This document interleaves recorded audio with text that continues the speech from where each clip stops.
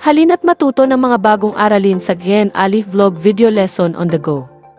Masaya, makabuluhan at madaling matutunan saan ka man naroroon. Handa na ba kayo matuto?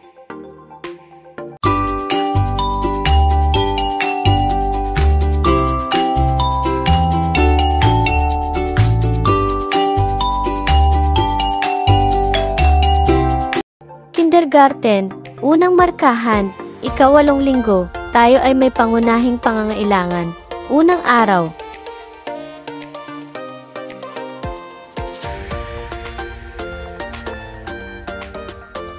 Basahin natin ang mensahe ngayon. Sa bahay kasama ko ang aking pamilya. Ang bahay namin ay may iba't ibang silid, ngunit ang iba ay sa isang silid lang nakatira. May bahay din na malaki at marami ang mga silid. Iba't ibang lugar ay bahay.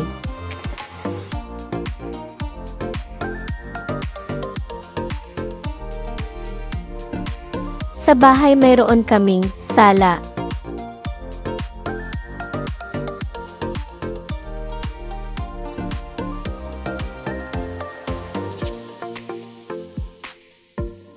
silid kainan,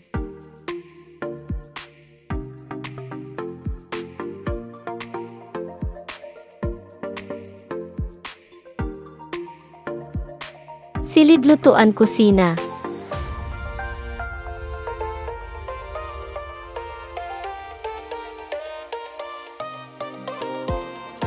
silid palikuran banyo,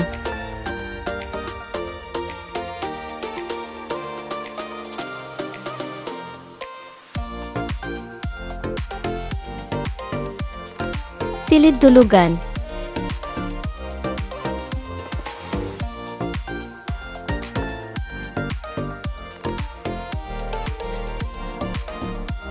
sino-sino ang nakatira sa bahay?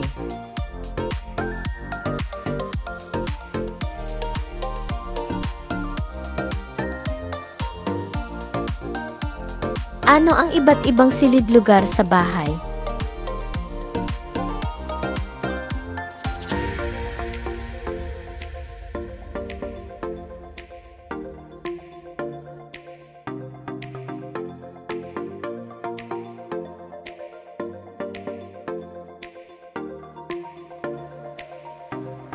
Unang markahan, ika-8 linggo, ika-2 araw.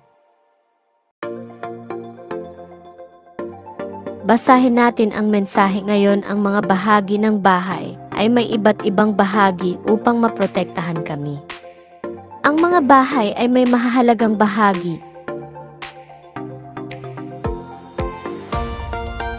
Ang mga bahay ay may mahahalagang bahagi. 1. Bubong proteksyon laban sa mainit na araw at ulan. 2. Dingding laban sa malakas na hangin, init at lamig.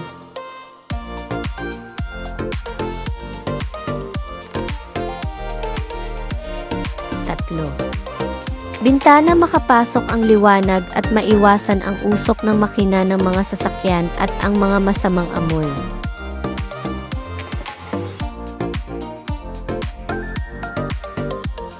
Sahig, ito ang ibabaw kung saan naglalakad ang mga tao.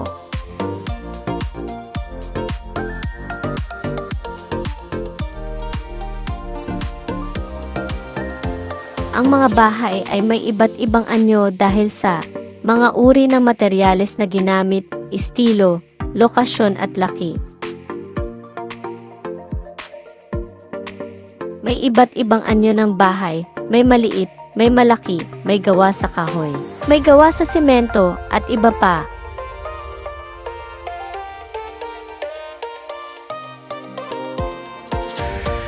Ano-ano ang iba't ibang bahagi ng bahay?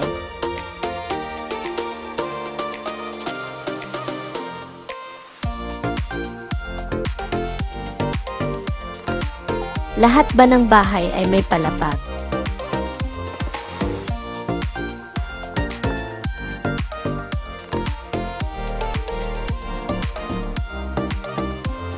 Mahalaga ang bahay dahil ito ang kanlungan ng pamilya at lugar ng pagmamahalan at seguridad.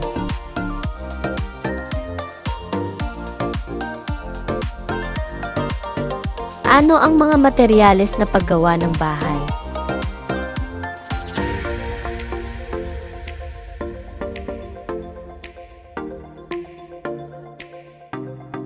Paano mo malalaman kung matibay ang isang bahay?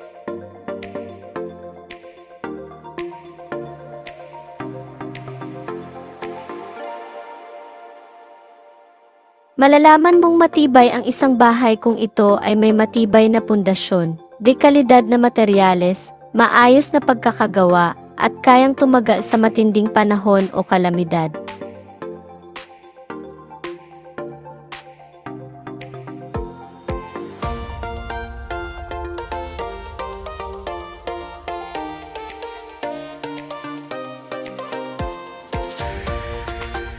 Unang markahan, ika-8 linggo, ika-3 araw. Ang pagkain ay isang pangunahing pangangailangan ng pamilya.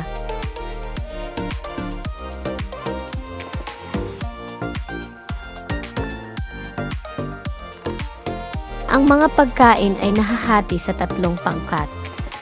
Ito ay ang Go, Grow and Glow Foods.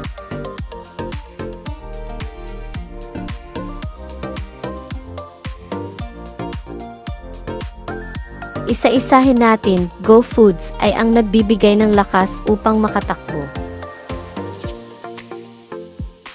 makalangoy, makasayaw, makapagbisikleta at makapaglaro buong araw.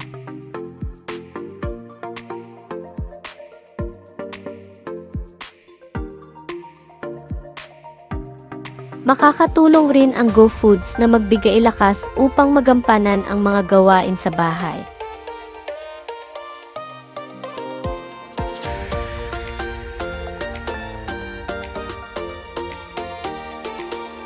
Ano ang mga pagkain na nabibilang sa Go Foods?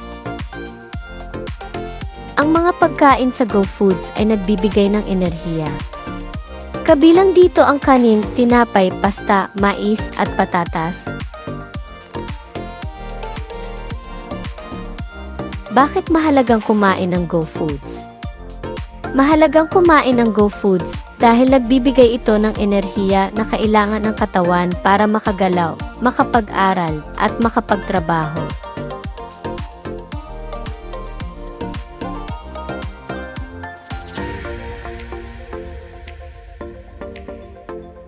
Unang markahan, ika-8 linggo, ika-4 na araw. Ang mga prutas at gulay ay mga Glow Foods ay mayaman sa mga bitamina at mga mineral.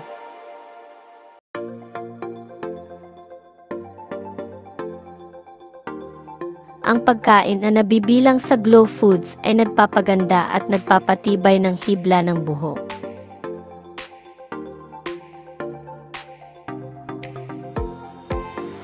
Nagpapakinang at nagpapakinis ng balat at nagpapalinaw ng paningin.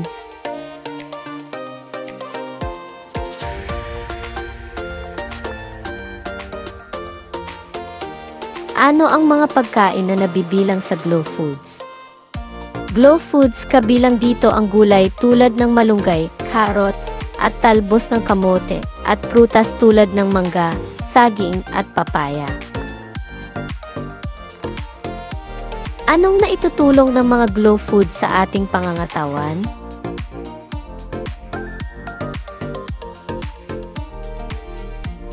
Sagutan ang mga sumusunod na pagsusulit.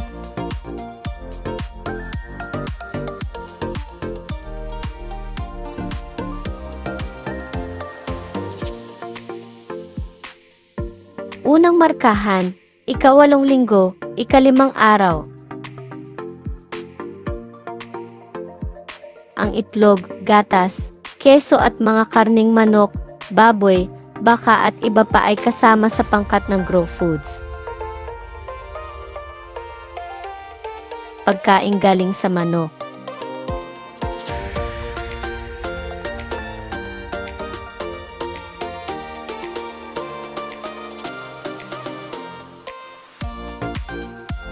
Pagkain galing sa baka.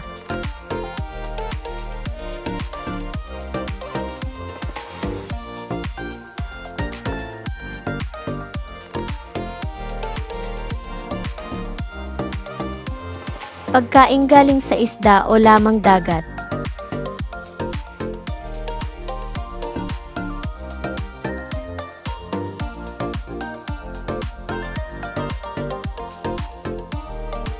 Pagkain galing sa baboy.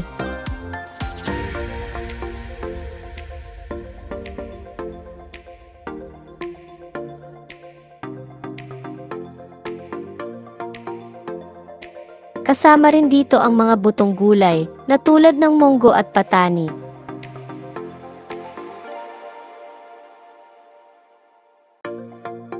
Ang grow foods ay mayaman sa protina, na tumutulong sa pagtangkad at pagkakaroon ng malusog na pangangatawan.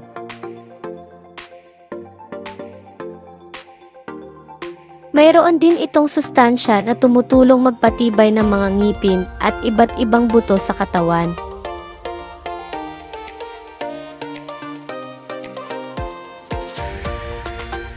Ano ang mga pagkain na kasama sa pangkat ng grow foods?